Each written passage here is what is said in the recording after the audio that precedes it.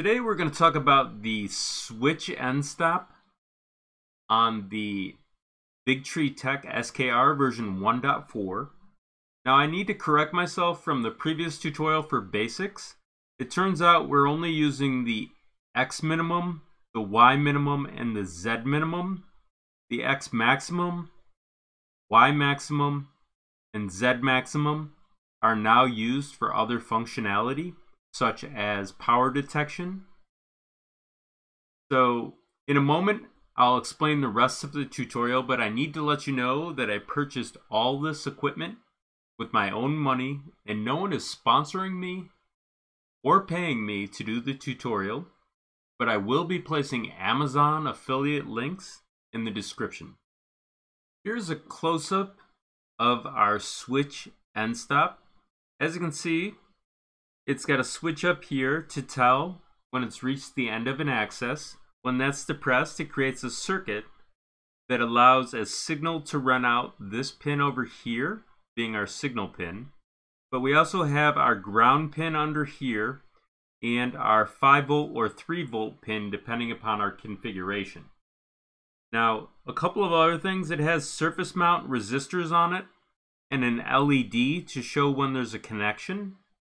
So before we can actually set this up, I need to explain the pins to you. So like I said, this is the X minimum end stop, this is the Y minimum end stop, and this is the Z minimum end stop. Now keep in mind that over here they have a chart of what they are. In this case it's 5 volts for the first pin, being this one. The next pin is ground. And then the final pin is actually the signal pin, which is 1.29, which is right here. So that corresponds to each one of the pins in our pins configuration file that I showed you in the initial tutorial. So to connect this, as you can see, we have the cable right here that has a notched connector. So we're going to insert that in here in order to connect it correctly. So here we go.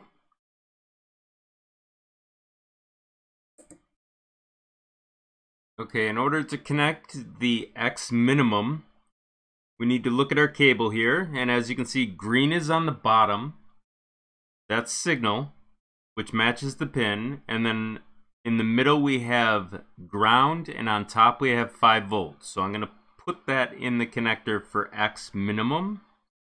Now that we have the actual cabling correct for the end stop, we need to program it. So we're going to connect the big end of the USB to the connector over here, and we're going to connect the small end to the computer because we no longer need to use the TF drive SD card adapter. So here we go. You may hear a beep. Okay, as you can see, the firmware from the last install is right here. So we know what the date and time is. I'm pointing this out so that you'll keep an eye on it and remember it.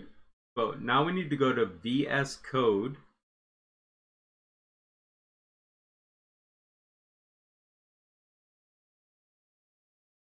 And inside VS Code, I've actually unzipped the current Marlin build from the other day. And just to let you know, they've already updated our core file for boards.h. It now contains the SKR, so I'm going to show you how to search on that. So we're going to type Control F, SKR, and as you can see it says board underscore BigTree underscore SKR underscore V1 underscore 4. So we're going to copy that, and we're going to close out of boards.h. We're going to minimize core and source and go to configuration.h. So I'm going to do a search on motherboard, and I'm going to paste over board underscore ramps underscore 14 underscore EFB what we just copied. So I'm going to paste it right here, and I'm going to go up and I'm going to change the serial port to -1. And now I'm going to do a search on end stop.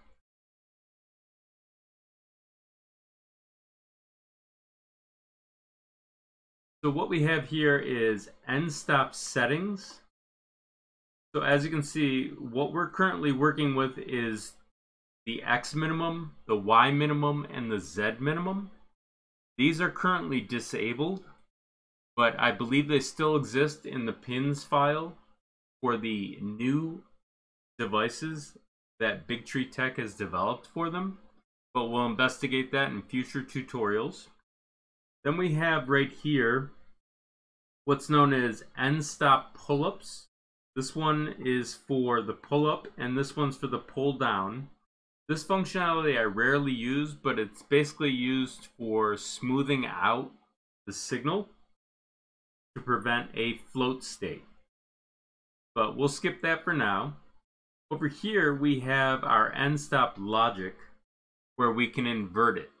So if you get triggered in one state and open in another, if you invert it, for instance, we're going to do it here for the end stop. We're going to say the false is now true.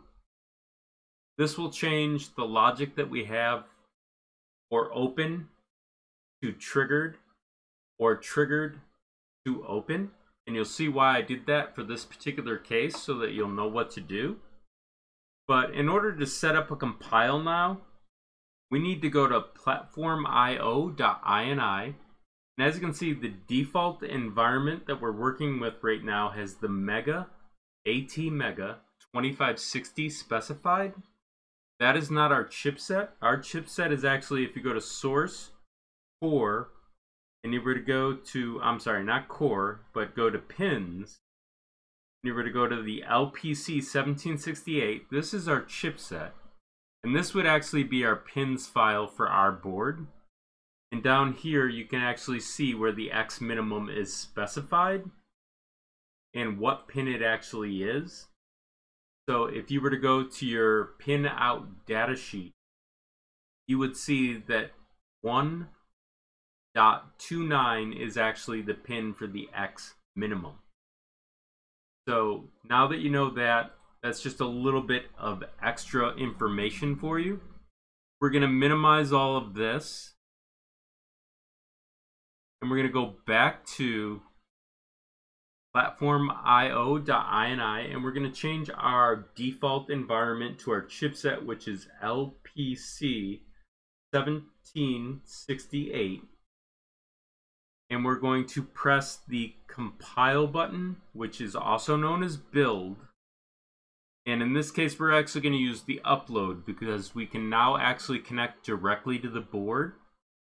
So this will compile or build our software and then upload it to the micro SD drive, otherwise known as the TF drive. So here we go. Now that the build is actually completed, we're going to scroll up here and check real quick. It says the LPC 1768 was successful in just over 3 minutes. So I'm going to go over to the drive for the USB. As you can see, now we have, in addition to the firmware current file, we have firmware.bin, which is our current build file. So what I'm going to do is I'm going to remove the USB for a moment in order to allow this to update. So basically I'm pulling it out or taking the power away and then putting the power back. And this will allow us to update our firmware on our board. So now notice the time is close to today's time at this moment. So now that we have the build taken care of, what I want to do is I want to test it. So I'm going to go to my desktop where I have print run. I'm going to open up Pronterface. Inside Pronterface, I'm going to connect to the device. And I'm going to check the end stop status by typing M119 and pressing enter. And as you can see, it says open. So now I'm going to actually trigger the end stop with my finger. And I'm going to press send where I have M119 down below. And it says triggered. Now I'm going to remove my finger. And I'm going to send again. And it says open.